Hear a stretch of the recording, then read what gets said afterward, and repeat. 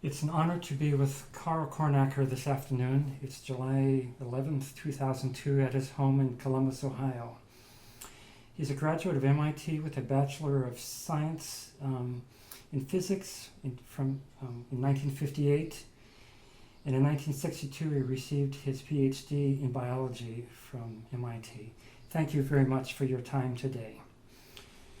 Currently, you're a professor at Ohio State University in the Division of Sensory Biophysics. Can you briefly describe your work there? I mean, that's an unfair question. There can be a lot of broad questions that... My work currently is mainly in the area of functional genomics, working with researchers in the Comprehensive Cancer Center, making use of data analysis methods that I've developed over the past few years. The methods were inspired by problems that I was working on in sensory biophysics, but have taken on a life of their own and are now being applied to gene expression data. Also, I happen to be teaching a course in introductory statistics through the Department of Molecular Genetics. So my current work has very little to do with sensory biophysics directly. And in fact, my division, through the history at OSU, is now really just an alias for me. I'm the only one in the division. There used to be a Department of Biophysics at Ohio State. That's what I originally came to with Leo Lipitz. And that department gradually got reduced through various political processes, and became a division. Then it became the Division of Sensory Biophysics instead of just biophysics in general. Various people transferred to other departments, but I was non-transferable because my work was too individualistic, let's say. So I've remained, and I'm it. And basically what I do is what the division does, and we are now putting all of our resources onto the functional genomics problem. And you've also been involved with some innovative computer science research apart from your work from OSU, but it's obviously tied in integrally. Can you just talk a little bit about that? The final project that I was working on in sensory biophysics had to do with the way in which perception interfaces between sensation, where sensation is understood as a physiological process involving cause and effect explanations, and the perceptual interface then connects from sensation to cognition, where cognition is understood as symbol processing according to rules. Clearly, when we do mental arithmetic, we are processing symbols according to rules. When we feel light touch on our fingertips, that's sensation. Somehow perception is able to interface between the world of cause and effect and sensation and the world of symbol manipulation and cognition. I got interested in the problem of just how that works, in fact, in the brain. And what would we be looking for in the brain if we were tracking in from sensation and getting to that interface region where then we're going to cross over into cognition? What happens? What goes on? I was very impressed by what I read by Zenon Polishin on this problem. He emphasized that this is a great unsolved problem. And it's really another way of talking about the mind-brain problem. I'm sorry, the mind-body problem. Polishin emphasized that causal explanations are self-contained and don't make reference to pure symbol manipulating rules. And similarly, like mathematical theorems in pure mathematics are explained in the world of symbol processing and don't make reference to physical causality. So he emphasized that if you're going to understand how you connect from one of these worlds to the other of these worlds, you're going to have a hard time coming up with an explanatory framework, because it's going to have to connect these two different, unconnected worlds of explanation. How do you do that? Well, I got really interested in that problem. So I started working in what I called cognitive physiology. And I started looking for a problem in cognitive physiology that would bring all these issues together and present something, for a solution. And I started looking at language acquisition in children, where clearly there's a physiological development aspect to it, and there's clearly a cognitive aspect to it. And I started looking for a focal point. And I gradually started reading about learning grammatical rules and how children tend to overgeneralize to begin with, and then somehow, mysteriously, start learning about exceptions. And I found out that this is dealt with in artificial intelligence through a subject called non-monotonic reasoning, where the reasoning involves rules that have exceptions. So since I was interested in bringing that understanding of non-monotonic reasoning to bear on this issue of children acquiring language, I decided I'd look up the answer to non-monotonic reasoning in a book on artificial intelligence. And I discovered that this was a great unsolved problem in artificial intelligence. I thought, okay, that's mine. I'm going to solve that one. And what I had in mind by solving it was reduce it to a computer algorithm. And what I saw immediately was that if it's not understood how that works, then you can't program it.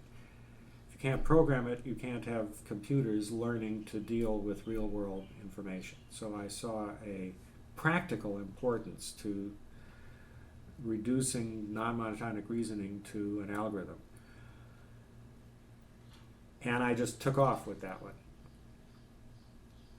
And early on in my work on it, I felt like I saw a way to crack the problem.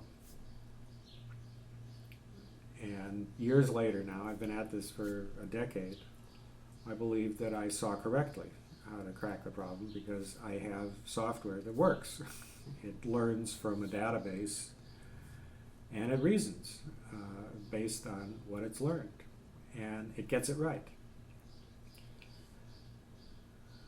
So it turns out that the approach that I developed is directly applicable to the analysis of gene expression data, where one of the things people want to find out about is what's called co-expression groups of genes, where gene activity in certain groups will rise and fall together due to co-regulation. And these co-expression groups are really the functional units of the genome. Many discoveries are awaiting us using the currently available technology for tracking the expression of thousands of genes simultaneously. But the problem then is to automatically, with a computer, extract the co-expression patterns. The technology that I developed over the past decade for non-monotonic reasoning turns out to be directly applicable to this problem. So now, with the opportunity to work with data being produced in the Comprehensive Cancer Center, I've been able to make some progress in developing useful results. Wish we had more time to go into that, maybe at some other point we can. But obviously, we're here mostly to talk about music at MIT and your work, even subsequent to MIT in music. So, with this distinguished background in science, you've had some notable accomplishments while at MIT and professionally afterwards, playing the cello, including when you came to Columbus, playing in the chamber orchestra called Pro Musica. So, going back a few years, can you tell me where you grew up, and if you don't mind, what year you were born? I was born in 1937 in Chicago and grew up in Chicago. Most of the time in Chicago, I was on the north side near the lake. And I started playing cello when I was 10. And it was more or less imposed on me. I wasn't consulted with this. Prior to playing cello, I was playing clarinet. Again, that was imposed on me. It was like the thing to do. I was a child who was given music lessons, and but the clarinet was driving my mother crazy, so she decided to change me over to the mellow cello. So I started playing cello. So how long did you play clarinet? I can't remember. About a year and a half, maybe. Were your parents musicians at all? My parents both loved music in a very extended way. My father was born in Budapest. His mother played cymbalum, which is a Hungarian, very distinctive Hungarian instrument. She played the cymbalum in the cafes, which was a typical kind of activity, and she also taught cymbalum. And my father's father was, I believe, Austrian or German. That's where the Kornacker name comes from. And my father developed a deep love, no doubt through his mother, of Hungarian music, which he knew thoroughly. And I could see that he also loved gypsy performance of Hungarian music. And when he would take me to a gypsy restaurant in Chicago, the Blue Danube, where Béla Babai played, was a phenomenal gypsy violinist. He could sing a few bars, to them, and they would play, Hungarian folk songs that he knew and loved, in gypsy style, and things. He was just delighted with that. So I heard a lot of gypsy violin played by Béla Babai. I've been told that Jascha Heifetz came to witness Babai's flying staccato. It was just phenomenal. But the gypsy violin approach is tears your heart out, and I think of it as manic depressive music. It will go from the absolute deepest depths of depression to the absolute highest extremes of mania, and they really pull it off. They really do it, and they do it over and over and over again. The typical sequence of pieces in the gypsy violin presentation would be something very, very slow and depressed, and then a little faster, sort of coming out of it, and then a little faster, and then maybe something that you'd regard as neutral, and then a little faster, and then a little faster, and then off to the frenzied, and you go that whole range from one extreme to the other, and then you do it again, and then you do it again, and it's a kind of cathartic. Well, that became to me the way you play a string instrument. I mean, and the sound, the intensity, that whole passionate virtuosity that was expressed by the gypsy violinist was, to me, what music was all about. Well, my mother had a very similar taste for passionate virtuosity, like Maria Callas. She would love to listen to. But if it was a singer who was not out there like Callas, with real passionate virtuosity, she had absolutely no interest, and she could tell the difference. And so I grew up in that environment of this really extreme musical taste, and was exposed to a lot of spectacular music. So your parents were listeners but not players, right? My father played cymbalum. Uh-huh.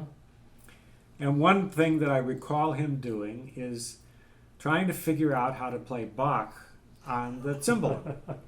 No doubt he was sort of putting together the German background maybe from his father, although he never explained that to me, but I suspect. I mean, he loved sort of Western music as well as the Hungarian folk music. And this was a kind of putting things together that he was trying to do. But he wasn't a great cymbalum player, but he had a cymbalum in his home, in our home, and he showed me the wrist action and the playing. I mean, he knew about it. Of course, his mother taught cymbalum, but he was a structural engineer. He was not a musician, and he didn't really try to develop it to any great extent. Was he a Hungarian speaker? He retained his ability to speak Yeah. Hungarian. He was 12 when he came to this country. Mm-hmm. Of course, Hungarian is not spoken. He, I think, was in training to be a priest when he was in Hungary, and went to the gymnasium. And when he came to this country, he told me that he mainly communicated in Latin to begin with. He's a truly brilliant person.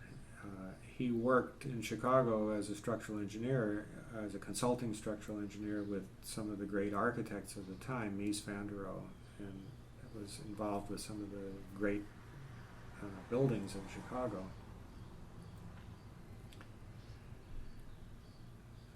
So my early musical experience had this extreme capability associated with it.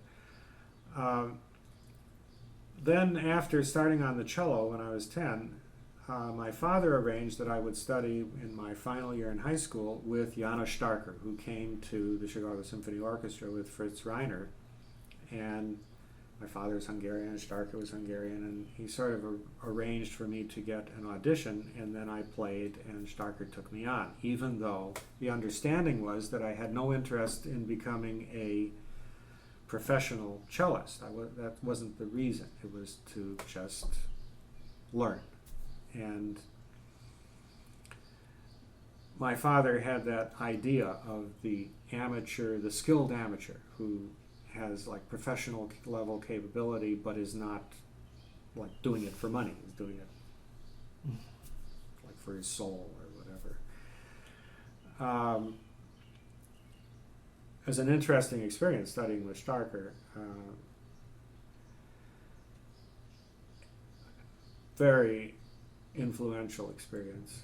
I don't know if now is the time to go into that. Certainly. But it certainly was not about passionate virtuosity. It was about mainly technique. Playing in tune, but like ferociously in tune. So it's like the passionate virtuosity there was really in tune, really, really, consistently.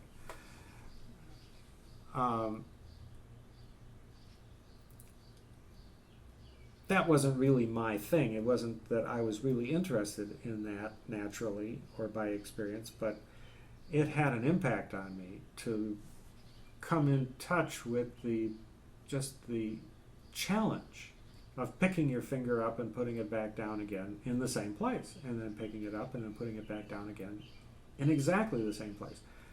The way my mind worked was mostly abstract thought, and this very physical problem that wasn't something I thought about, and I tended to think of it as trivial, but I learned it was not trivial at all, and playing in tune, So I got intrigued with it, and Starker was like a master of playing in tune, well, a master of everything on the instrument. So I developed a technique for playing the instrument. He didn't talk to me about musicianship, and I didn't know anything about musicianship other than that I was impressed out of my mind with the way the gypsies played, but I was no gypsy musician myself. So there was a kind of a disconnect there. I played in a kind of a cold, unmusical, technical way, and I loved the passionate virtuosity, and so I was really split at that time. So what was your prior cello teacher like? Well, I studied with Harry Wagman, who was, I think, a pit orchestra player and a wonderful guy. He did as much with me as he could, but it's like I didn't get it. I didn't get it technically, and I didn't get it musically. And I have to say that I am not a natural talent for playing an instrument. I really don't have it. Now, I had two brothers at the time. One has since died, Nick.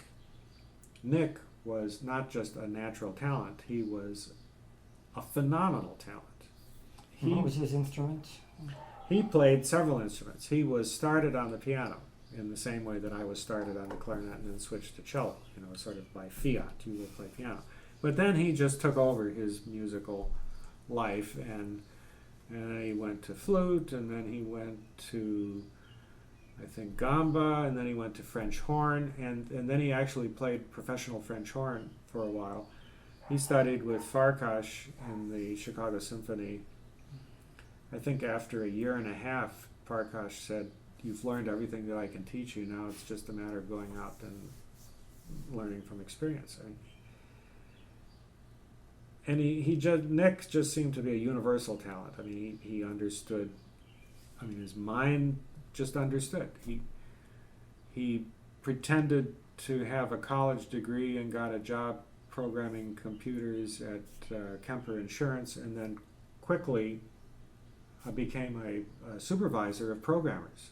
And in his aptitude test there, he got a higher score than they thought was humanly possible on their. So anyway, he was the talent, and I ground away. I just sort of plugged away at it. However, I was fascinated with what goes on in musical expression. And to jump the gun a bit, when I was at MIT, I was wandering around in the coop, and I saw this book on the shelf called Rhythmic Structure of Music by Myers and Cooper. Yeah. And I looked at it, and it's like it opened the door to me. It gave this simple example of Twinkle, Twinkle, Little Star, where we all think of it as twinkle, twinkle, little star, and the groupings go with the words, and so it's da da da da da da da. But it pointed out that you could just as well perform it as da da dum da dum da da, and impose a different grouping by performance. And I thought, oh, there's a whole hierarchy of these relationships. How do you make it audible? Well, that's a performance task. What is a good performance? Well, at the very least, get all the structure that's there out in a way that is not only perceptible, but like maybe even dramatically perceived. And with that clue, I started working my way into musical expression and even passionate musical expression. Although certainly rhythmic structure doesn't talk about passion, but I began to learn where that comes into. So going back just a little bit, tell me more about some of your musical experiences prior to college. Some pieces you played and groups and. Well, Chicago had of course, a rich cultural life, and I played in an orchestra locally. I can't for the life of me remember much about what the name of the orchestra was or what was, but it was one of the things that I did. I played in the orchestra. I didn't much like it, but it went along with, I didn't much like practicing. I didn't much like playing in the orchestra, so that was one of the things I did. Then we had a neighbor who played chamber music, and I gradually got into a bit of chamber music. Then I actually got connected up as I developed my abilities, and particularly after I started studying with Starker, I then got into a string quartet, and I started learning about string quartets, although we had a first violinist in the string quartet who was a real taskmaster. And he was practicing leading the group, and I began to find out that I could not just decide to play when I felt like playing. I had to follow him, and so I started learning sort of the ropes of being in a small musical group where what I did mattered, and mattered in great detail. When I would play in the orchestra, particularly this amateur orchestra, this low-level amateur orchestra, what I did didn't really make a lot of difference. High school orchestra I played in, nothing much made any difference. So what inspired you to keep going with music? There's obviously a passion there. Well, after I'd studied with Starker, I was sort of pretty far down the path towards, I had an ability now to play cello. And I was enjoying certain aspects of it. So I took my cello with me to MIT, and I joined the MIT orchestra. And I also found, when there were a lot of musicians at MIT, so I found people to play chamber music with. Did you know much about music at MIT before you came? Nothing. I knew nothing about MIT. I sort of decided between the University of Chicago and MIT, and I thought to myself, without really knowing, just from what I had heard about the University of Chicago, that if I went there, I would just float away on my own thoughts and have no grounding of any kind. And whereas I thought, if I go to MIT, I will be grounded in reality somehow, science and engineering and discipline, and so I thought I needed that, I wanted that, and so I got it. I might add that at that point, when I was choosing where I would go, I had already decided that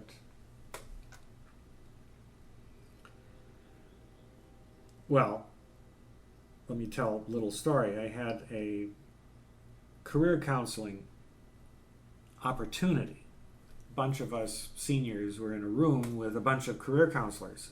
And one gentleman walked up to me and looked at me and said, "What do you want to do?"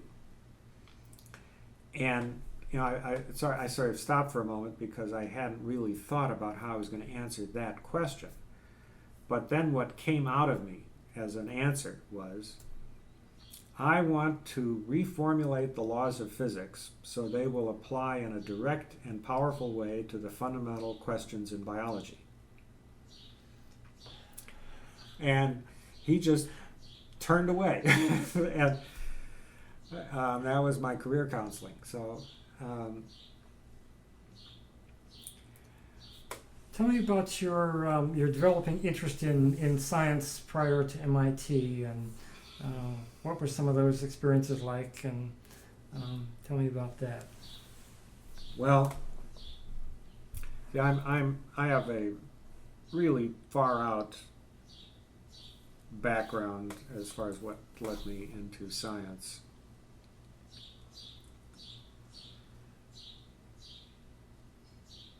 If I sort of jump in, not at the very beginning, but like at near the beginning, when I was around 6 years old,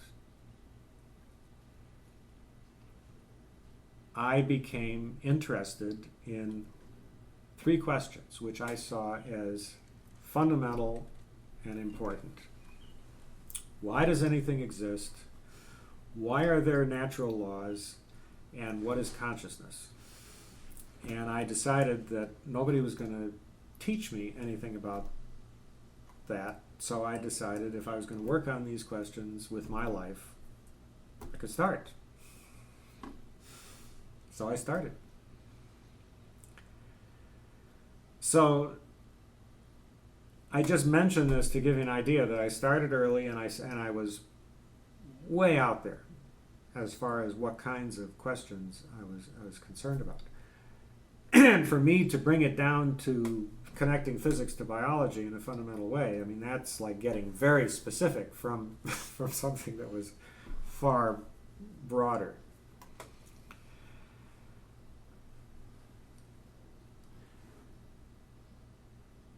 I had the feeling early on, before I went to school, already when I was in first grade, I had the feeling that the greatest difficulty in becoming, let's say, the best scientist that I could become would be in avoiding common misconceptions. Things that everybody agrees on, but are just wrong. How do you deal with that? How do you avoid getting pulled in? So when I went to first grade, I was on guard. Fully on guard. It's like, watch out. It ain't necessarily so. So when the teacher would tell us something, I was listening very carefully. And I remember feeling very disappointed that I could not find anything wrong with arithmetic. It just seemed so solid, so convincing. That there's no way. I thought, well, I'm going to have to.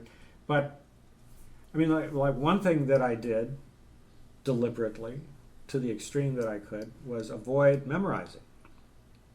Because I had the feeling that anything I would memorize would become a part of me, and then I would be hooked on it, and I wouldn't be able to get rid of it. So I would hold things at a distance by not memorizing them, but working as much as possible by understanding.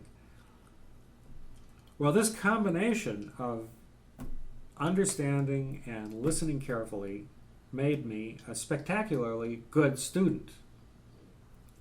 I would get everything the first time, and then I would think about other things that I was working on, like I had things to do, see, as a theoretician. So I wasn't a disruption in class. I sort of sat quietly, but I was thinking about other things. Um, but I got the material. I sort of did what I had to do to, do perfectly. I did perfectly. It's easy to do perfectly. I mean, that's. Now, one thing that I found out at MIT was that the whole approach to teaching and learning when I was there in the early 50s was to emphasize innovation and to regard mere rote learning or mere memorization or mere following the rules as trivial and uninteresting, unimportant, take it for granted. So that fit perfectly with my approach, and I just had fun. And I did well enough in the first 2 years. That was a lot of fun. Third year, it started getting messier in physics. As a physics major, that's when the beauty started changing into this is for real. I mean, this is, you have to do some difficult stuff now. And in the fourth year, I was very active musically.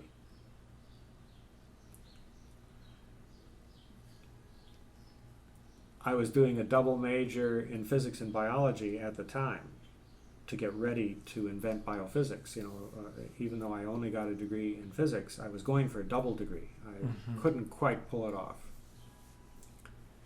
And I was taking graduate math courses, and I was at all this musical activity, and I was really doing too much at the time.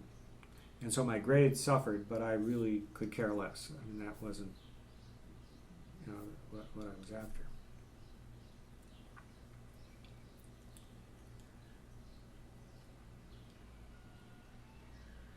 So chamber music became more and more important to me as I got to MIT. As I started picking up chamber players, I've developed some regular groups.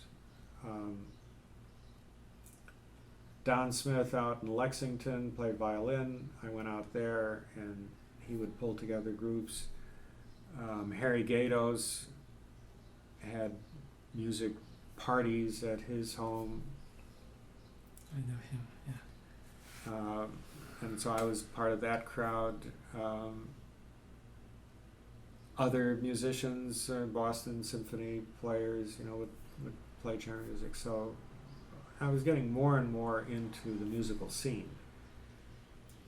Did you do any official chamber music at MIT as far as being coached by faculty or anything like that? And any performing of chamber music there? It was amazing. I was playing regularly with a group of MIT students. Roy Sun was in the group. I think Dennis Johnson and Jerry Weingart. And what were their instruments for the record? Roy was our first violinist. Roy and Dennis was also violinist. And Jerry Weingart was viola. And we decided to give a Sunday chamber music concert at Kresge Auditorium, a free concert.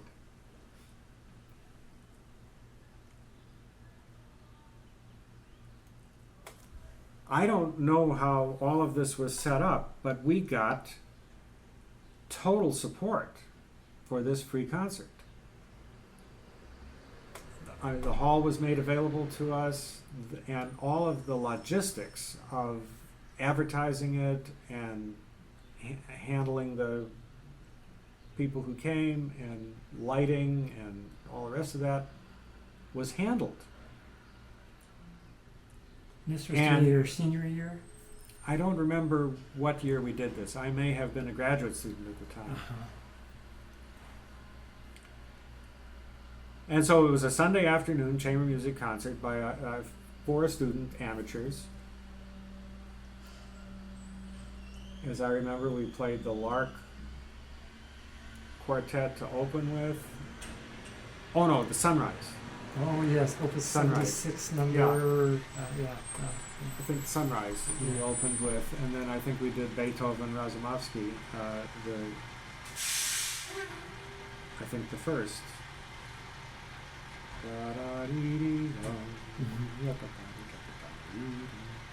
Well, the place was packed. We were in a small auditorium, not the, of course, Yeah. not the main auditorium. Right. Little Kresge is the I was call, astonished. I mean, the place was packed. I mean, I really hadn't thought ahead of what was actually going to happen when we did this, but the place was packed, and people were very, very enthusiastic. So for me, it was a very rich musical experience being at MIT. And were you coached at all by faculty for that in any way? No, we didn't seek it out, and we didn't Mm-hmm. get it. And I mean, we weren't particularly good by professional standards because we just loved to do it, and we did it. And you know, we were pretty good players, and we pretty well Right. played together. But it you know, it was four pretty good players playing pretty well together. You know, but we gave it our best shot, and I think our zeal came through, and the audience certainly enjoyed the experience.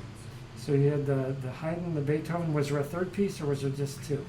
Those are the only two that come to my mind. Uh-huh.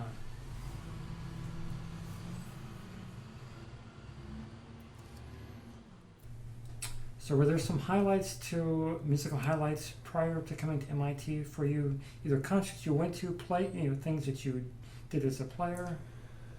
A couple of summers I went down to the University of Illinois summer music camp. And there I was first cellist.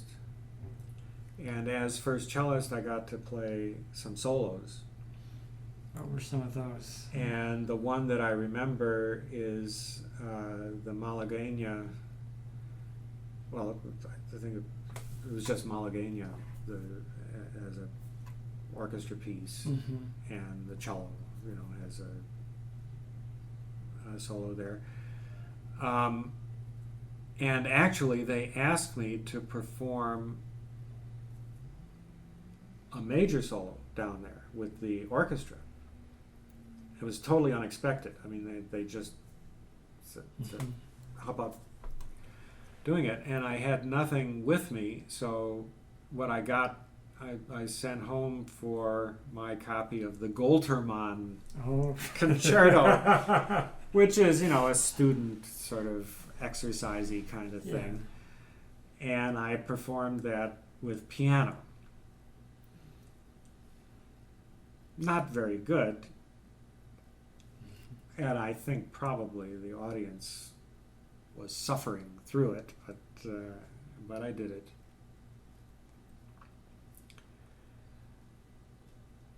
The pianist down there, I think, was Bob Lamb, and I later encountered him at Roosevelt College in Chicago in a chamber music class that my high school orchestra conductor got me into.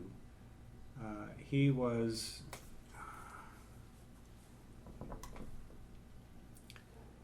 his name is escaping me right now, and the name of the person giving the class at Roosevelt College is escaping me right now. But he thought that I could use some coaching, you know, and get me out of the orchestra environment into a chamber music environment. And so I went down to that class, and Bob Lamb was the pianist, and there was a violinist, and we were going to play a trio. And they gave me the music, and my assignment was to learn the Schubert B-flat trio. And it absolutely wiped me out. I mean, it just killed me. I could not play it. I couldn't do it. I mean, you have to really be able to transcend the technical difficulties to play that. And then the slow movement, the music that I got was written in treble clef instead of tenor clef, and I didn't read treble clef. I'd never seen that. So even though it opens with a long, slow, beautiful cello solo, I couldn't play the damn thing because I couldn't read the notes. So I totally crashed, and I sort of learned to hate the Schubert B-flat trio. I never did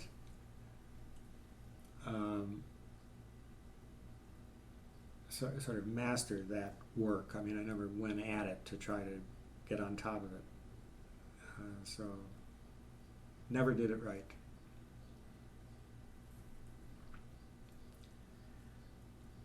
So that was like a low point of my musical career. It didn't drive me away from the cello, but it certainly drove me out of that class.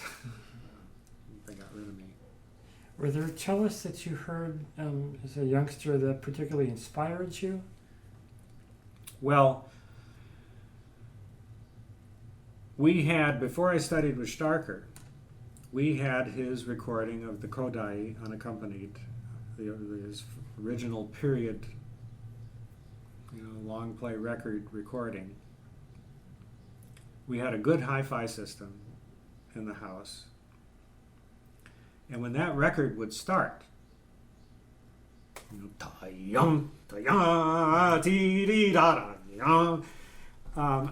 would get weak in the knees. I mean, it just absolutely wiped me out, just incredible.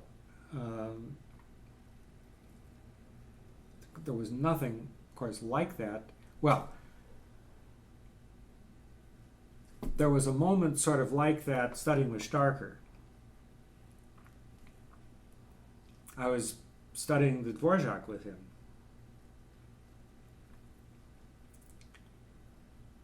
And I came for a lesson, and he was still in bed. So I went into his bedroom.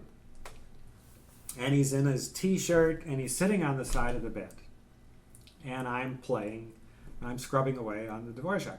And I get to this technical passage in the first movement in double stops. And it's going higher and higher and higher, and then coming down in double stop runs. Couldn't play the damn thing. And he looks at me, he's shaking his head, and he takes my cello, sitting on the side of the bed, the mattress sort of collapsing down, and he sort of holds the cello in a what looked to me like an awkward way, and proceeds to play that passage. And just absolutely knocked me out. I mean, just because it had everything. I mean, not just technically correct and everything, but it built, it had the sound, it went someplace, and it got up there and then it came down.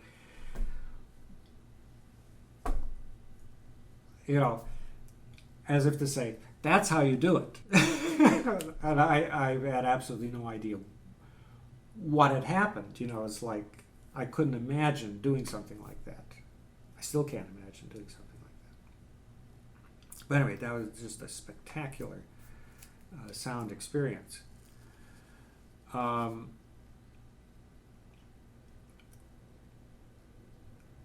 had two other spectacular sound experiences with Starker, later on. Once when he gave a recital in Boston at the, I forget what hall he was in. But anyway, he played the Eckel Sonata, which is often thought of as a student sonata, but he opened with the Eckel Sonata. And the first movement that he played,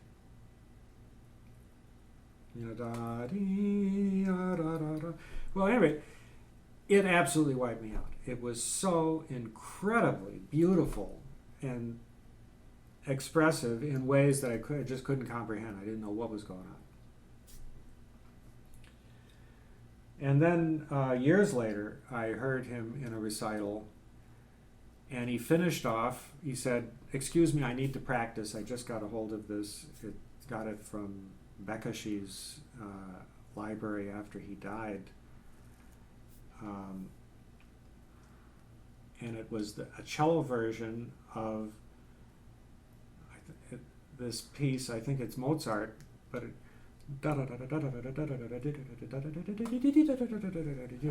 usually played on violin. Yeah. And again, he played it so phenomenally beautifully and effortlessly. And I mean, I've never heard a violinist play it that, project it that clearly and effectively.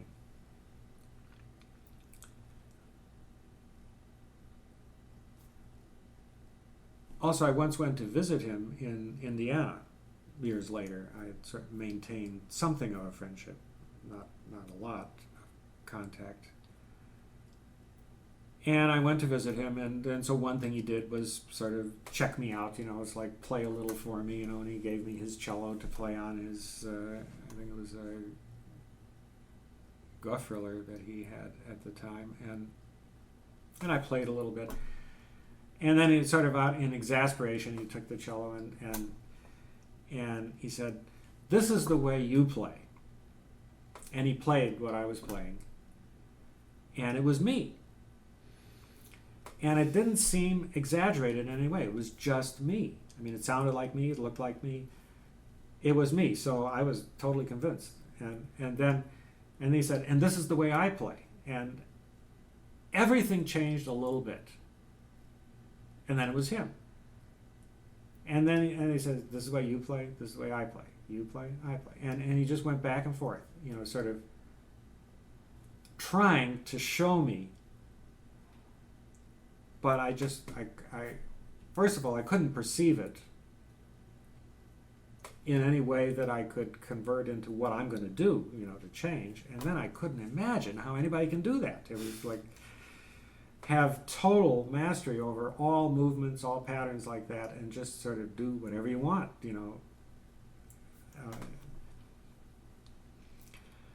So for me, it was a very intense experience just to have be in his presence and interact with him a bit. So it sounds like some of what you learned from him had a long-term effect, but not something you directly learned from him in a practical way. He gave me some advice once when I was telling him what I was interested in doing, my high ambitions, and he said, "Be sure you can do what everybody else does before you do something new." Mm-hmm. And at the time, that seemed very conservative to me, and I didn't really respond immediately positively to that.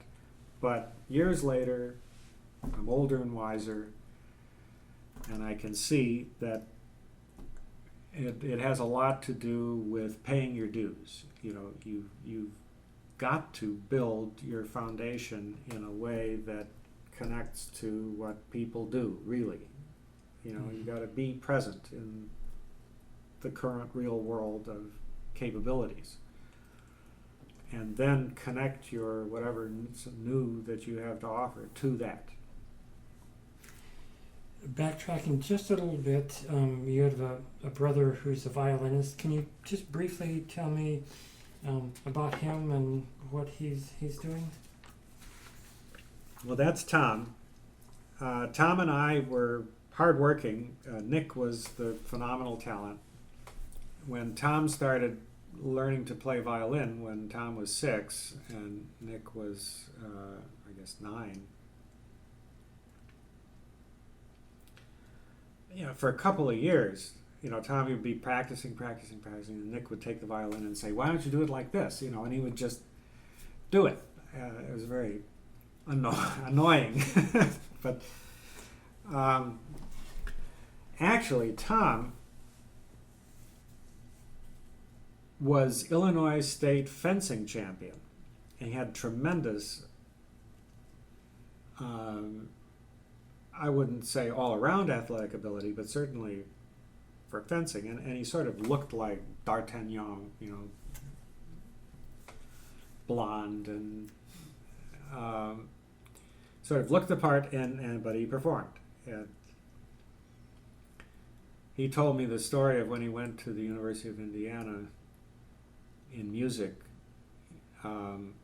He checked out the fencing there, and they gave him a real hard time verbally, you know, sort of running down Illinois. I mean, this is Indiana, you know, it's like. So they did some fencing, and Tom worked his way up from the novices to the intermediates to the advanced, and then took on the fencing coach and beat him. Then they invited him to join the team. He said, no thanks. So he certainly had, you know, great physical capability. And for me, he is a very, very fine violinist. And I love his playing. I love the sound of his playing.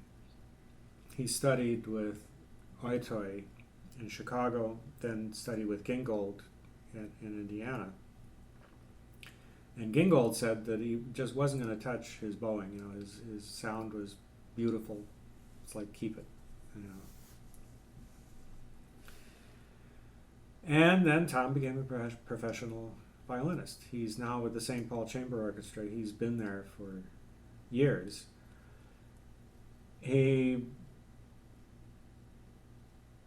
started, I think, with the Orlando Symphony, then was for a while at the New York City Ballet Pit Orchestra,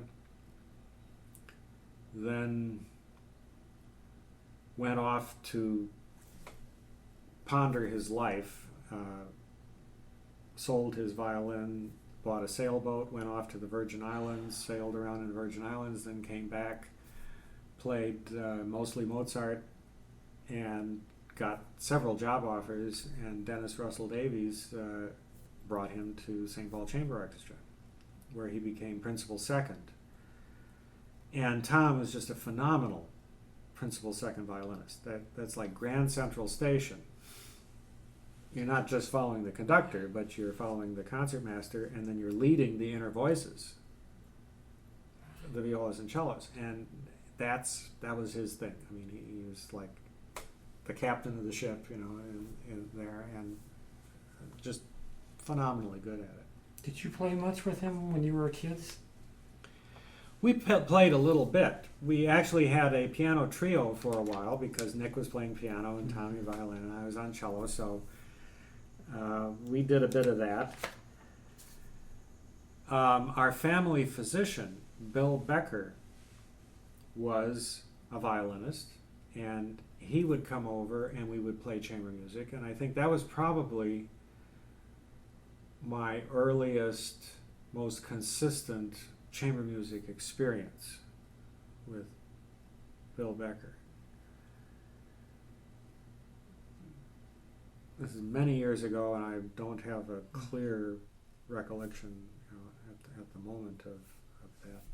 So it seems like chamber music appealed to you more than orchestral playing. Is that an accurate statement? Absolutely.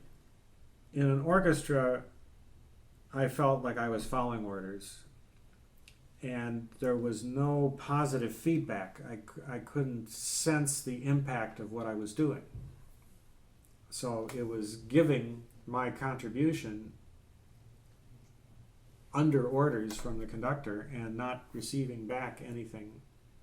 And I just didn't enjoy it. You know, like, why do it? Whereas in chamber music, there is a sense of shared creation of something where we hear definitely what we're doing as individuals and also hear what the others are doing, and so there's a togetherness that we create together. So there's a sound to it, there's a sense of personal responsibility of contributing and then also getting back the results of the sound, and then there is a social aspect. We are together. Now, for me, I was a ultra nerd. This was my kind of social life, chamber music. And in a way, I became addicted to chamber music as a way of relating to people. I didn't have a lot of other ways. And that's probably what, more than anything else, hooked me onto the cello, because the cello is a chamber music instrument. Mm-hmm. It's also, to some extent, the glue and the foundation in a string quartet. And so playing cello in a string, first violinists can just sort of take off and play the first violin part and say, follow me. And you can be off in your own world, whereas a cellist can't do that. You've got to relate to the other players as they are and also support them as they are most of the time. Occasionally, you take off and say, follow me.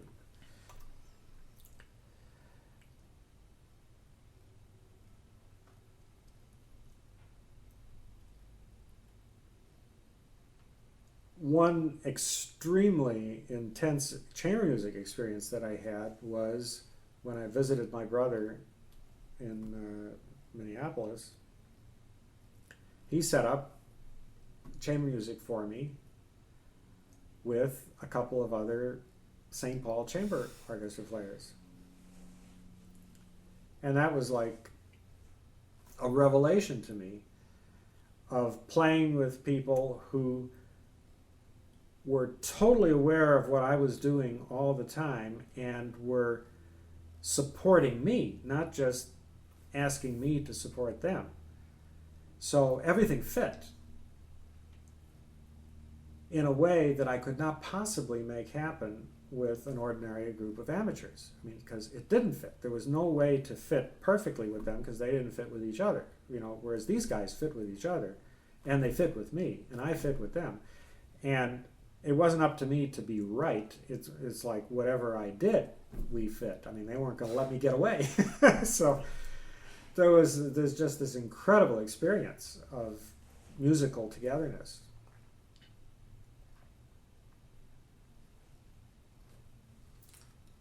So prior to your coming to MIT, although you weren't thinking of music as a professional occupation, there was a professional kind of focus that you had as far as the development, but it seemed like it was for the music. You weren't thinking of it all as a profession. But there's a thing about professional playing, which is to be professional. Right. That involves a lot more than just being able to play the instrument.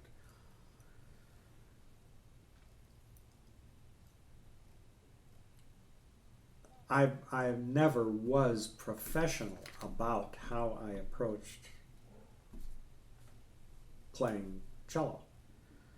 I was strictly an amateur. Mm-hmm. I was a good amateur. Mm-hmm. I had a wonderful, wonderful chamber music experience when I went to Interlaken for the first time. That was after I had been at MIT, but just to continue on the chamber music side, George Wolfe here in Columbus went to Interlaken like every year for many, many years, and everybody knew him there. He was part of the culture of Interlaken. And he's a salesman. Well, he sold everybody at Interlaken on me. I played chamber music with George here in Columbus. He loved my playing. He loved musically expressive playing, and by that time I was playing rather well.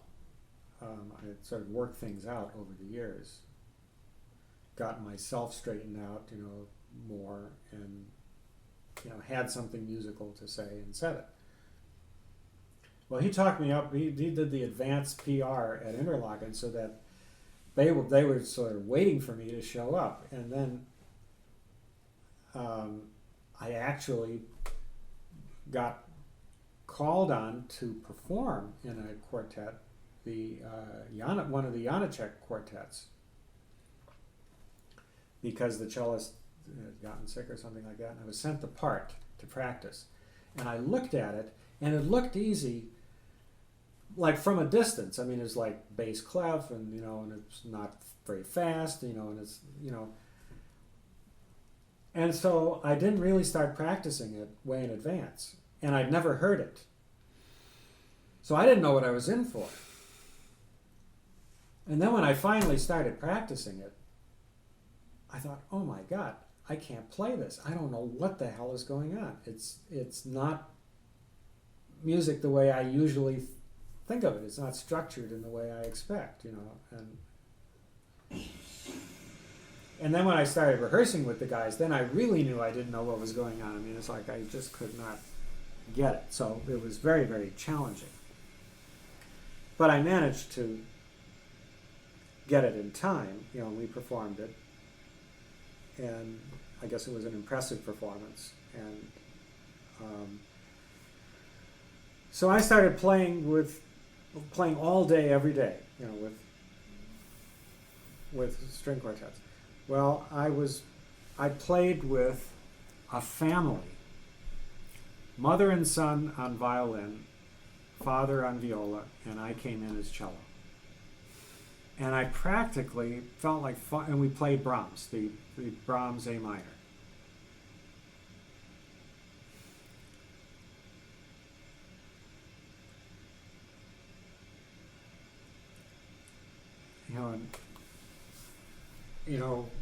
There are a lot of, sort of passionate duos, for violins, the two violins. And when mother and son started playing those sections, and I'm providing support with the cello, it was,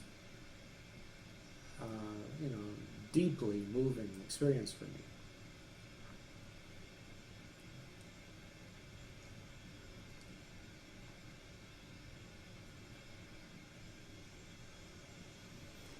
So, getting back to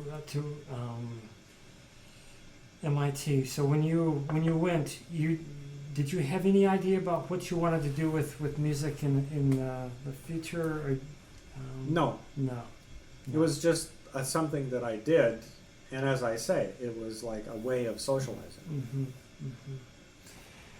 When you first got to MIT, do you have any recollections as to what the musical artistic climate was?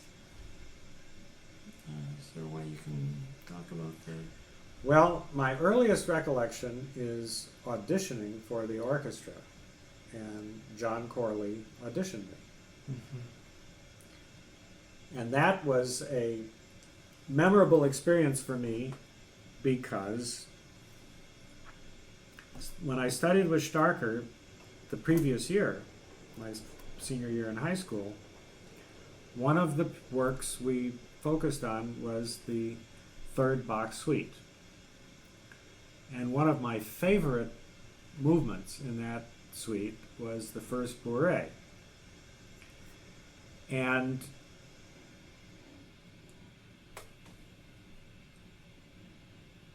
that movement I got.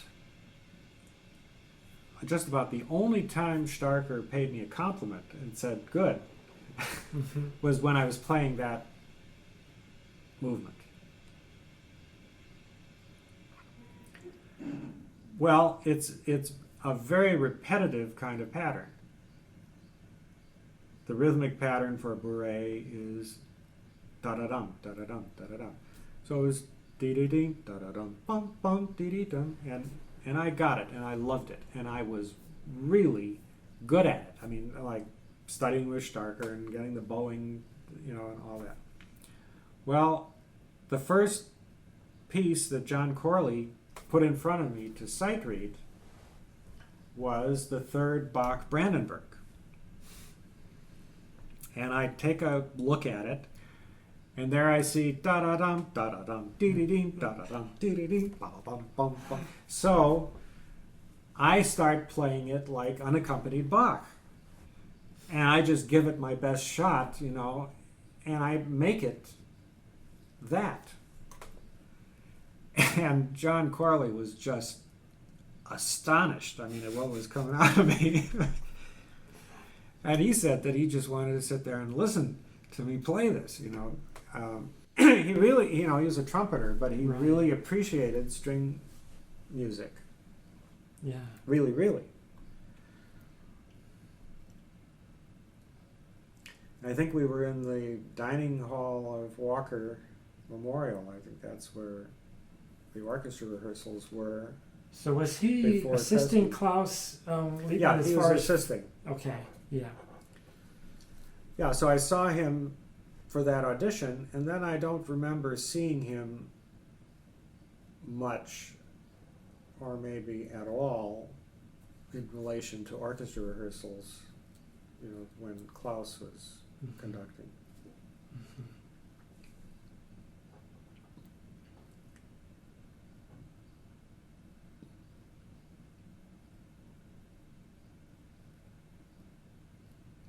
And then eventually John Corley took over, and you know, and eventually we moved over into Kresge Auditorium when it was built. Right.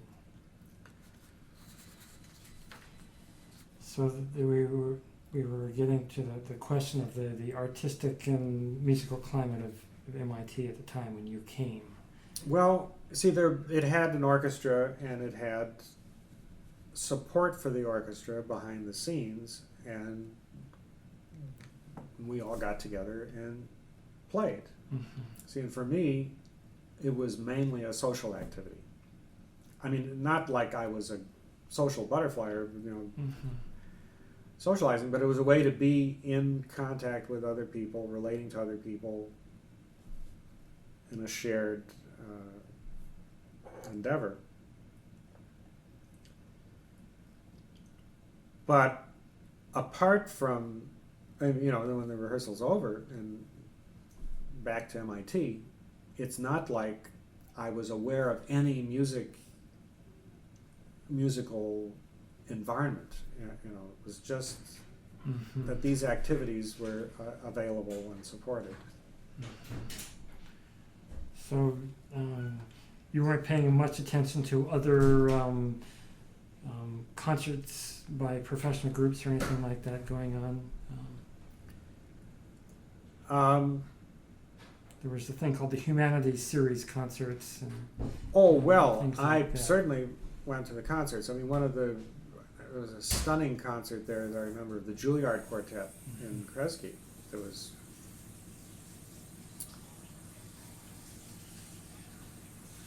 they had a wonderful concert series there. Yeah. I didn't particularly associate that with MIT. It was like it was close by. Okay. I mean, because there's so much cultural activity in the Boston area, and this was like right there. You're walking distance. But I guess in my mind, I didn't think of it as MIT per se, although of course it was. Yeah. They brought that to us. Did you have a sense about kind of other students' kind of attitudes towards the arts and stuff like that, and any kind of artistic climate at all? Only those who were, well, when I first arrived, when I was a freshman, early on, for some reason, and he's probably an upperclassman at MIT, asked if he could record me. And he had superb recording equipment, you know, and I think he was gathering sounds, you know, and was doing it as well as he possibly could. And he just asked me to play for him. So I sort of went through all the things I knew how to play, and he recorded them.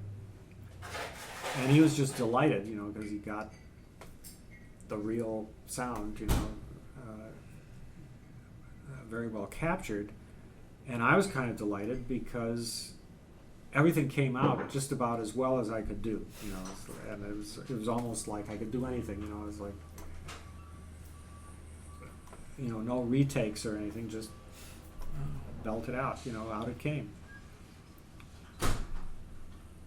So I knew there were people at MIT who were into music and into sound, but I only knew that through these sort of one-on-one or shared, you know, chamber music or orchestral experiences. And then outside of that, I mean, if I'd be in a math class or a physics class or biology class, I had absolutely no idea about anybody's interest in music whatsoever. Did music, so you weren't aware of any kind of issue if people thought it was odd that music was at MIT? You were just there doing kind of what was available, and you didn't think of it in any kind of sense like that? As far as how it fit into... Well, you see, you used the word odd. My sense of MIT was that anybody could do anything. Mm-hmm. And there was no such thing as odd. Yeah. And if you could really do it, you know, like, way to go. And of course, they pull off outrageous pranks. You know, so,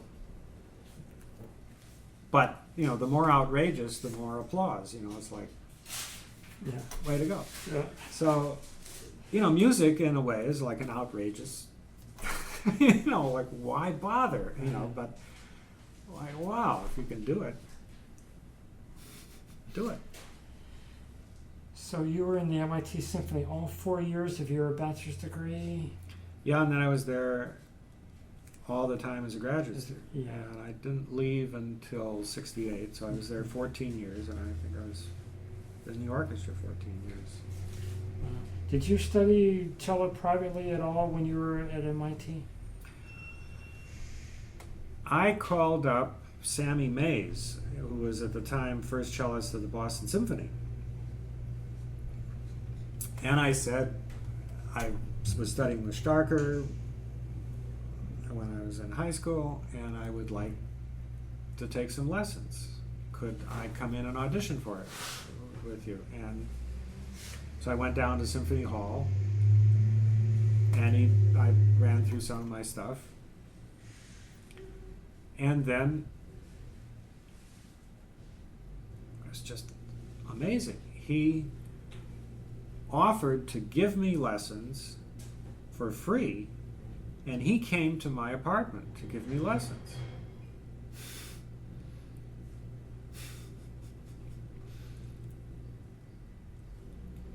However, it fell through because I couldn't get it.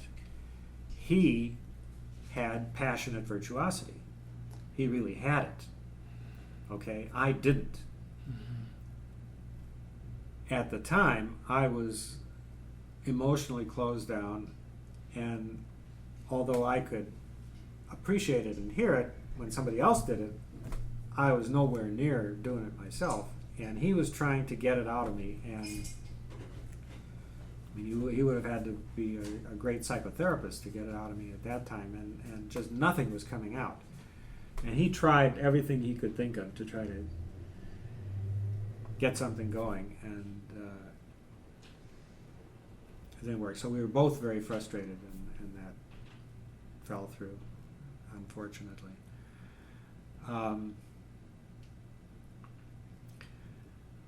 What did finally start opening me up was Rehearsal. Was Paolo Starker at the Chicago Symphony for 1 year. He took over as first cellist when Starker left to go to Indiana. Rehearsal was this phenomenal talent who went to study with Starker when Verzloi was 6 years old as a child prodigy, and at the time Starker was the established virtuoso who was 12 years old at the time, and they, formed a friendship from way back. Verzloi was in a way the opposite extreme from Starker in that for Verzloi everything was musical expression, and from the heart musical expression. That's all there was. I had phenomenal technique, but it was all in the service of this.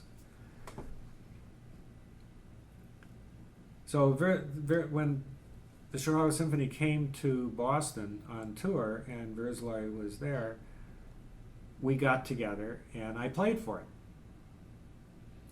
And I played a bit. And then he said, "You're a scientist. You have a career.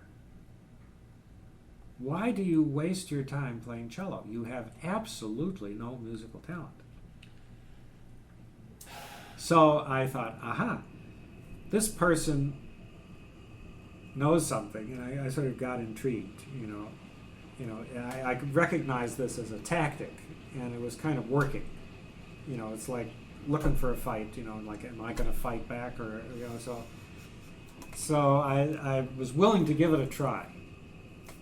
So he gave me a thought to hold in my mind. He said, "Play that again. And while you're playing, think this thought." I don't remember what the thought was, but it was a thought to hold in my mind.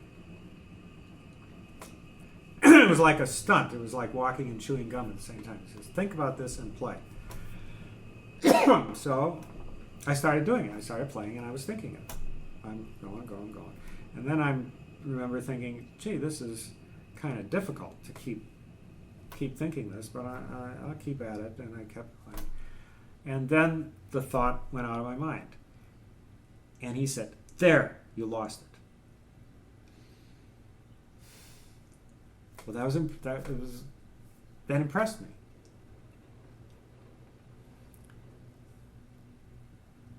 But in a way, it infuriated me, because I had absolutely no idea what was going on. It's like it mattered what was secretly going on inside my head, and he proved it to me. But that really got my attention. It matters. It does matter. So I started on the path towards, instead of putting his thought that he assigned me, I said, okay, well, let's have my thoughts and feelings, my musical thoughts and feelings in mind when I play, available to be expressed in my playing. It's hard for me to get going on that path, but over the years I did. So he was the one that started me out. When you were at MIT, did you take any music courses, classroom courses? No. There was a course on the string quartet that Klaus Liebman taught that seems to have been kind of famous. Did you know people who took it, or anything about? No. Do you know anything about his reputation as a classroom teacher? Did people? No. No. Had no idea. I didn't even know that he taught. Yeah. But thinking about it now, I realize he must have done something other than conduct the orchestra. Right. There was also a professor of music, Gregory Tucker, who was a pianist and composer. Yeah. Do you have any recollections of him? Did you hear him play? I believe I heard him play, but I can't bring back the experience of it. Gregory Tucker and Klaus often played sonatas together. At least that's what I've been able to gather. Did you ever hear? You never heard them play together? Klaus once invited me to play trios with him, and probably Gregory Tucker was playing piano. and I remember I did very poorly. I mean, they presented me with some challenging works that I was not familiar with, and that I couldn't do it.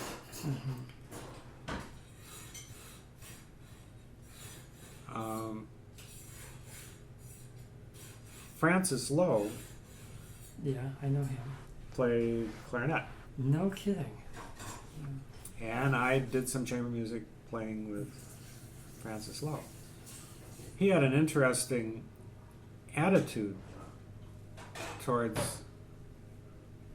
No. I'm sorry.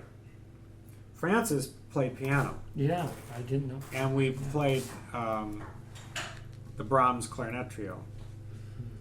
But then he told me that he wanted his son to play clarinet, and he wanted his son to be able to improvise, not just follow the notes. Now that's why clarinet was my first recollection.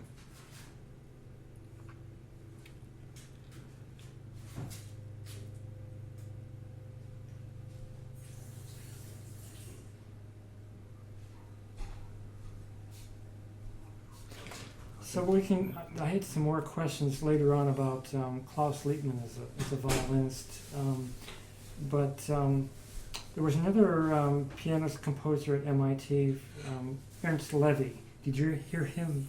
He was there from 1954 through 59. He was an artist in residence. I don't have any distinct recollections of it.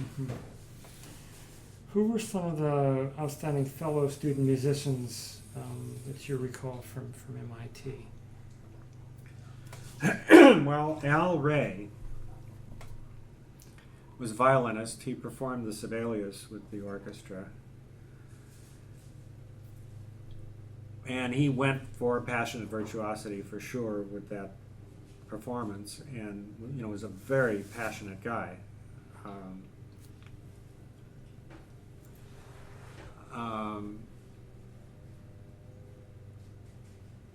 Jerry Litton performed the Gershwin concerto with the orchestra and also played violin in the orchestra. Excellent pianist, really. Again, passionate virtuosity. And I would say that, passionate virtuosity was the thing about MIT musicians. They really went for it. And that's what you go for. Don't just play the notes. It was like the spirit of the place.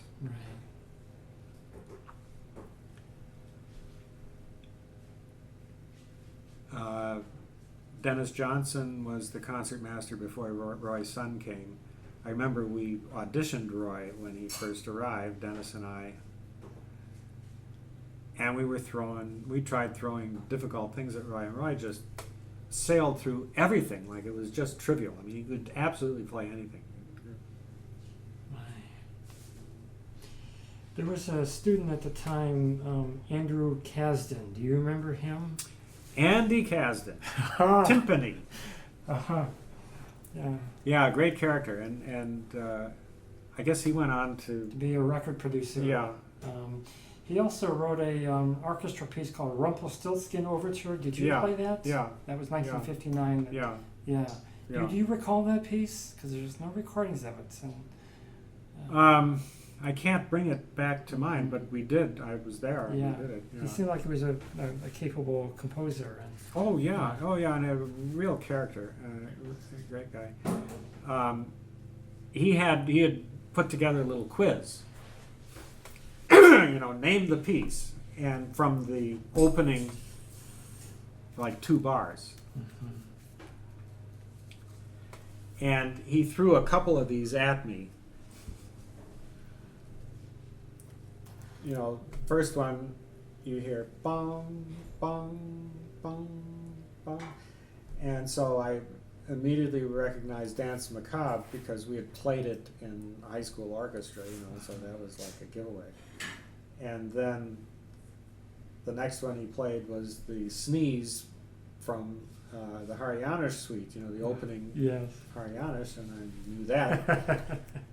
So he said, "Hey, you're good at this." So then he gave me a bunch more, and I wasn't so good at it. But he's an interesting fellow. Yeah, he seems to still leave kind of a wonderful shadow at MIT. Yeah, his name comes up from quite a bit. So on to the subject of the MIT Symphony under Klaus Liebmann, and so you would have. So you came to MIT in what year? 54. Yeah. So you would have had him. So Klaus relinquished the orchestra in 1956. Yeah. Mm-hmm. So. What can you say? I know these are some broad questions, and I know that they could be hard to answer in some kind of brief way. But what can you say about him as a conductor? I have some more specific questions, but do you have any general comments about him as a conductor?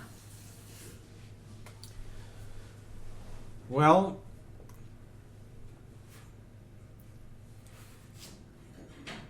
passionate is a word that comes to mind to describe his approach. That's not necessarily good in a conductor, but he was certainly passionate and caring, and trying to convey musical concepts to us through like a passionate articulation of them. And what I remember of his conducting movements, like his conductor's stick, is that it was shaking. Mm-hmm. And it's like shaking for emphasis. So it's like affect. It's like speaking loud. And so if the stick, instead of just holding it motionless, you shake it, it's like mm-hmm. almost like pay attention, mm-hmm. It's like not necessarily a good thing in a conductor. I mean, the excess motion. Didn't take the Fritz Reiner approach to conducting at all.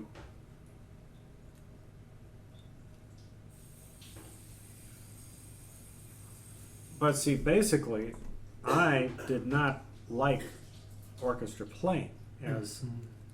for reasons I've already said. Mm-hmm. So it's not like he could do anything to...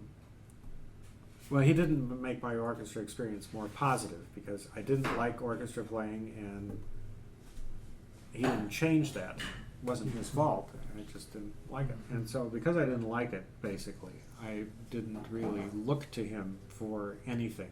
Mm-hmm. So in a way, I was kind of out of it. I wasn't attuned to any subtle musical issues or anything.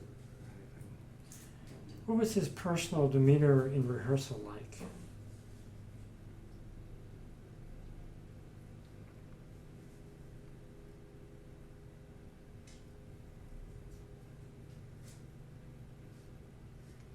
Well, I felt like he was trying to offer, to help us mm-hmm. play well as an orchestra.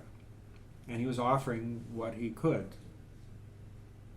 as much as possible. As I say, there was a passion behind the offering.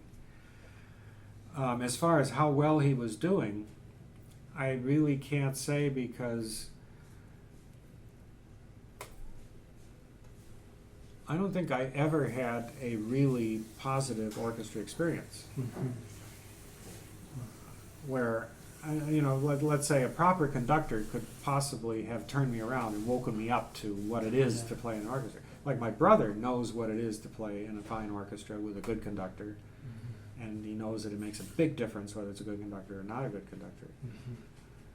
I haven't had that learning experience, so I really can't comment. Can you describe the kinds of expectations that Klaus had with the orchestra when you're working on a particular piece?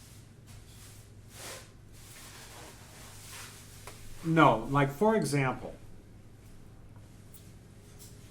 as far as an expectation conveyed by a conductor, when Aaron Copland conducted us on his Fanfare for a Common Man to initiate Kresge Auditorium, there was passionate virtuosity, and when he would when he would sort of make a forward gesture with his conducting arm, it was like God is calling on you to play. And I remember one point where the triangle player, maybe it was the percussion player, was not able to come to rehearsal, and somebody else was sort of commandeered and brought over to play percussion, and he was trying to play the triangle. Wasn't a triangle player at all. And there was a place in the work where everything stops and there's this loud, sustained triangle ring.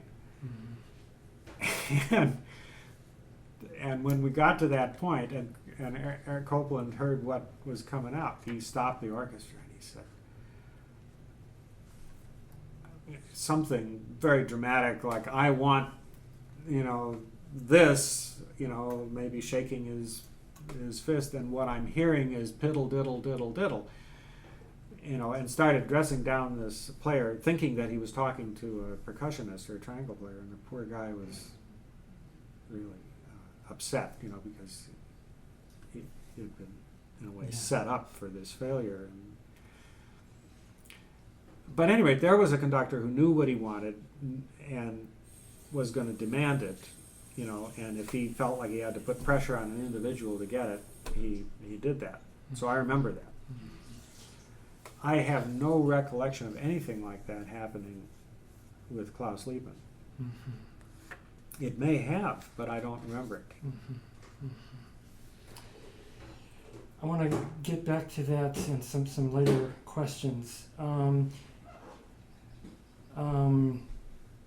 Were there certain central musical and technical issues that informed him as a conductor, things that he tried to teach the orchestra kind of in general about musicianship that you remember? Well, he was a violinist, and he was string oriented, and I think he focused on the strings, and often he would instruct on bowing or fingering, or bowing or fingering, and so often he'd be illustrating bowing motions or fingering motions or suggesting things of that nature.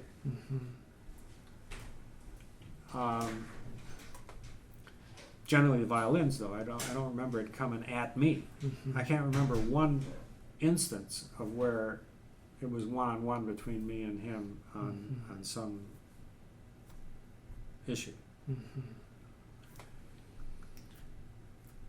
Do you recall any kind of standard that he had for the orchestra, any kind of expectation? I'm sure he had in his mind standards and expectations. But you didn't have a sense of that. But I didn't have a sense of it, but I'm probably a poor reporter on this because, as I say, I didn't. Right. And when you don't enjoy an experience, you tend to tune out.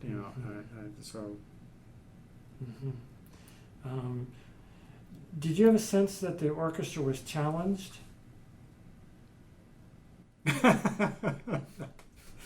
That could be taken in a couple of different ways.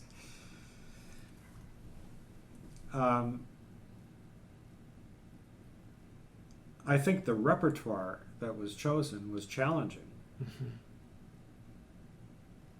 So the challenge was there, and these are MIT students who take on challenges and rise to the occasion. So each individual, I'm sure, was doing what they could. It's all volunteer. You don't have to do it, so you do it because you want to. Right. And MIT students tend to be inner-directed and motivated. So there was a challenge, and the challenge was being met. But it's hard for me to say what his role was in like raising the bar or getting more out of the group, either as individuals or. I think sometimes he would ask people to do more practicing, more preparation before they came to rehearsal. In Klaus's memoirs, he talks about staying away from certain kinds of repertoire because of what he described as extremely technical demands for the strings, and he cited a lot of the big 19th century repertoire and much 20th century repertoire, and the repertoire listings that I've seen of what he conducted tended to be Baroque and classical repertoire. But from what you're saying, sounds like you had some challenging orchestral parts. What was some repertoire that you remember?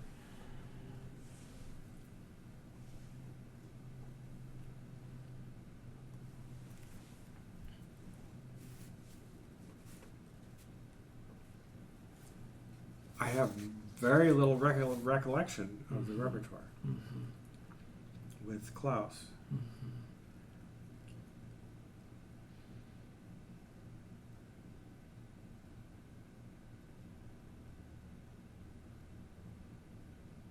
I remember Scheherazade.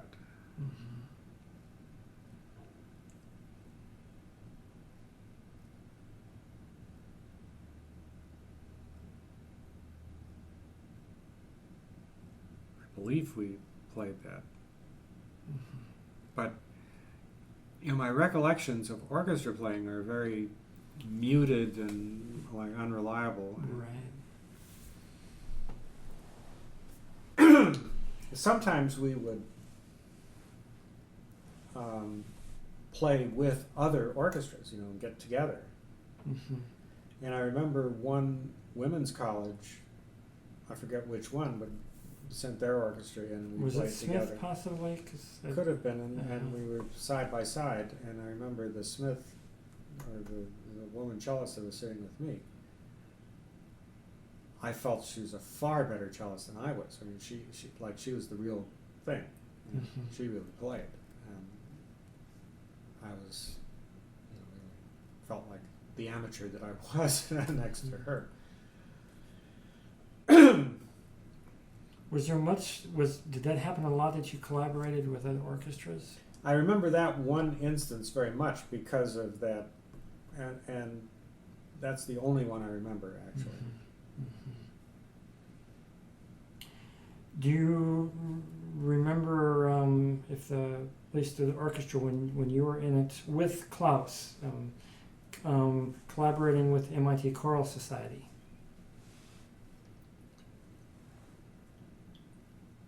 On what? Big choral works that required orchestra. Because I'm finding that when Klaus mentions, and all the recordings of the MIT Choral Society with Klaus are with a professional orchestra, or and I'm just wondering if you recall ever doing any performances with the MIT Symphony with Klaus conducting with the chorus. Nothing comes to mind. Well, that seems to confirm what I've been able to find, and I just have wondered, why that is. It's also interesting in Klaus's memoirs. He goes on at great length about the choral society, the European tours they did, and he doesn't talk much about the orchestra. Well, I think the orchestra was not very good. It just wasn't, and I don't think he had much hope for it to be much better. So maybe he felt that the orchestra was too unreliable to play with the chorus? Could be. Could be. Like if it's not in tune and not together, then it's a liability, a real liability. Is it possible that he had different expectations from the choral society than from the orchestra? As far as He may have been more optimistic that he could get good results from singers. He may have had the feeling that it's easier to sing than it is to play violin. You know, and so there was hope and get people to sing relatively well together, relatively in tune. Also, its voice, I mean, it's a single instrument and there's only 4 ranges that you're dealing with, so it's a simpler, you know, it's a much, much simpler challenge than an orchestra, you know, with all these diverse instruments and students coming and going and changing from year to year. And at, you know, from 54 to 56, the academic challenge at MIT was extremely severe. There was absolutely no safety net or forgiveness there, and if your grade point average fell below a certain level, you were out. You know, and a lot of students would flunk out at that time because the challenges were extreme in the courses. I mean, you really had to be innovative. It would seem, you know, to a student like the homework had nothing to do with the lectures and the exams had nothing to do with either the lectures or the homework, you know, and you just have to come up with a way of dealing with the challenge, you know, on the spot, you know, something you'd never thought about or seen before, you know, like, do it. And a lot of students just couldn't handle that. They'd study, and then the exam would hit them, like blindside them. So it was a common pattern where students would flunk out, and then of course if they happen to be orchestra players, they're gone, you know. And I heard about many cases where a student would flunk out, go to another place, make straight A's, and then come back to MIT and flunk out again. You know, it's like it was that different from ordinary educational processes that you know, the level of challenge in the courses was so extreme, and it was brutal. I mean, just can't hack it. Out you go. That changed, but in, you know, at that in the early 50s, it was that extreme. So that had a big impact on the music program. Yeah, and so in an orchestra, you know, the winds are soloists. So you lose, you know, you finally get an oboist who can play in tune, and then if he's out, you know, then now what do you do? You know, you know, whereas in a chorus, it's not that fragile, I think. Do you think that choral conducting maybe played to Klaus's strengths as a conductor? I'm just saying. Yeah. It's a simpler challenge, less diverse, less volatile, you know, based on a few individuals. Putting together a good orchestra, I mean, like, how are you going to do it? I mean, unless you recruit good first chair people deliberately and like with some backups in the admissions, where's your orchestra going to come from? You know? Did Klaus ever take the orchestra on any kind of tour, even if it was a local tour, like he did the chorus? Did you ever go to other colleges and play concerts? Well, I think I have a recollection of being at a women's college with the orchestra. Might have been Mount Holyoke.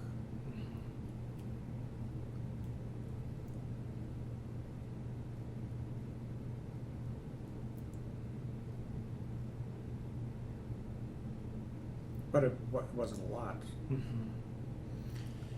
Did you play any music by Gregory Tucker or Ernst Levy, the composers who were there at the time? That's possible. I mean, those names are familiar to me, but I was not paying attention particularly. Right. So And I was also wondering about some of the other Boston area composers, Walter Piston or Randall Thompson. We did play Randall Thompson. Uh-huh. I think he wrote the Louisiana Suite. This is what's popping into my mind, but I'm not sure that I'm getting it right. But Okay. I think. And Walter Piston. Mm-hmm. Yeah, we played the Incredible Flutist? Incredible Flutist. Yeah. Uh-huh. Was there much contemporary music under Klaus? I know that John Corley did the Incredible Flutist with the dancers from the Boston Conservatory, but I'm wondering about with Klaus as far as much contemporary music. Well, again, I that's a long time ago, and I wasn't, Mm-hmm. as I say, I wasn't paying attention. Yeah. I was- Klaus was known not to like Richard Wagner. Did that extend to other light composers such like Richard Strauss or Mahler? I don't remember him expressing negative opinions about other composers or that. So I don't That know might have about been that. something that he shared with other professional colleagues, but not the orchestra. Yeah, I mean that's not. I mean, there's no reason for that to come up in the Yeah. rehearsal. Yeah. If you're not playing Wagner, why talk about Right, Wagner? right. Did you play any concertos under Klaus? Well, the first concerto I played was Boccherini, and I think that was with Klaus. Was Let's it? see. I have. Or maybe not. No, that No, was with John Corley. Corley. Well, then I didn't play any Yeah, concertos with okay. Klaus. Yeah, the Boccherini. We played it twice. We actually went on tour with that. Uh-huh. Played it at, I think, an old people's home or something like that. Uh-huh. And that performance went better than the one that was recorded at MIT. So there is a recording of that. Wow. I've been Yeah, looking that for was that. recorded, and the Dvorak was recorded, and Wow. the Brahms double I've been was looking for recorded. those, and we've a lot of the orchestra, hundreds of the orchestra tapes at the library, which we finally got this last year. It might be that they're just not properly marked. I haven't gone through everything, but Yeah.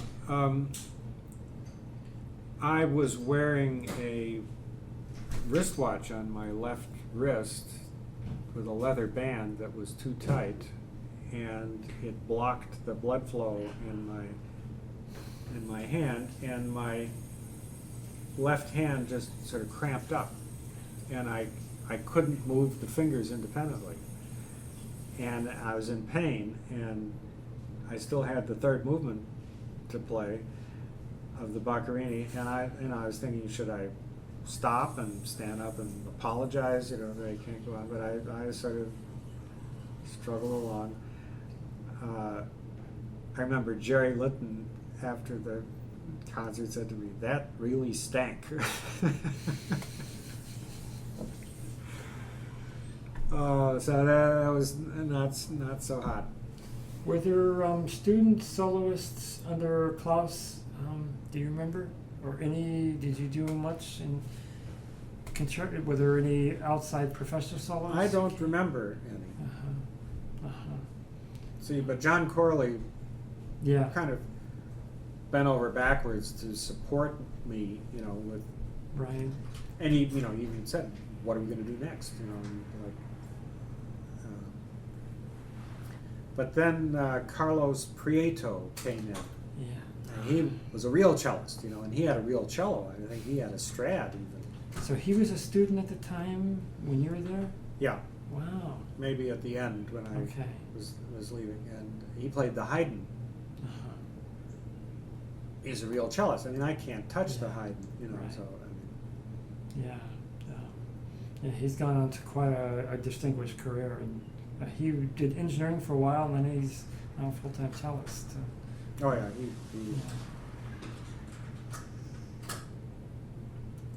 yeah, and John Corley just basically, when Carlos came in and became first cellist and deposed me, I mean, John just basically said,